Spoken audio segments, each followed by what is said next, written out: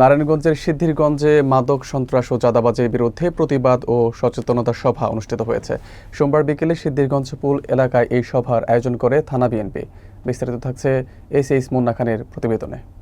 সভায় সভাপতিত্ব করেন সিদ্ধিরগঞ্জ থানা বিএনপির সভাপতি মাজিদুল ইসলাম। প্রধান অতিথির বক্তব্যে বিএনপির জাতীয় নির্বাহী কমিটির সদস্য ও নারায়ণগঞ্জ ৪ আসনের সাবেক সংসদ সদস্য বীর মুক্তিযোদ্ধা মোহাম্মদ গিয়াসউদ্দিন বলেন, সিদ্ধিরগঞ্জে এখন থেকে কেউ চাঁদাবাজি কিংবা সন্ত্রাসী কর্মকাণ্ড চালাতে পারবে না। চাঁদা চাইতে এলে তার হাত ভেঙে দিতে হবে।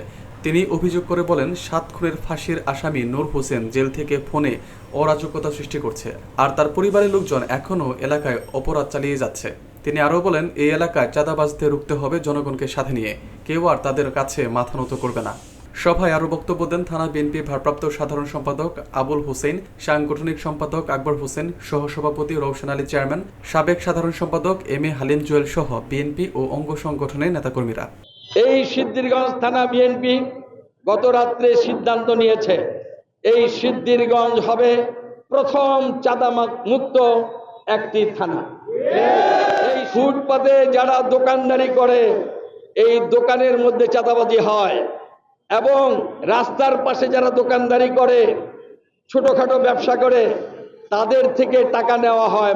দোকানদারি করে ছোট ক্ষুদ্র দোকান, তারা তো চুরি করে না, বাটপারি করে না, জীবিকা নির্বাহ করে, ব্যবসা বাণিজ্য করে সৎ পথে।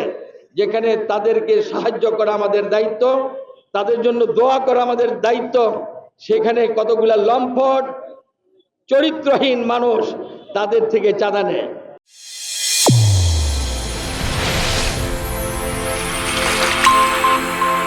চ্যানেল A1 হৃদয়ের স্পন্দন।